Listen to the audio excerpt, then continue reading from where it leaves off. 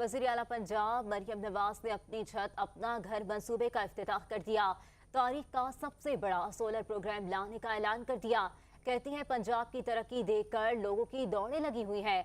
बिजली बिलों में 45 अरब का रिलीफ दे रहे हैं। आइंदा साल बिजली के बिल्स का मसला नहीं रहेगा। हुकूमत अपनी छत अपना घर की तामीर के लिए 15 लाख रुपए कर्ज देगी।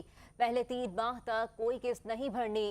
कर्ज पर 14,000 रुपए माहाना किस्त होगी। कर्ज पर कोई सूद नहीं होगा। शहरी इलाके में 5 और देहात में 10 मरले तक जमीन है तो कर्जा दिया जाएगा।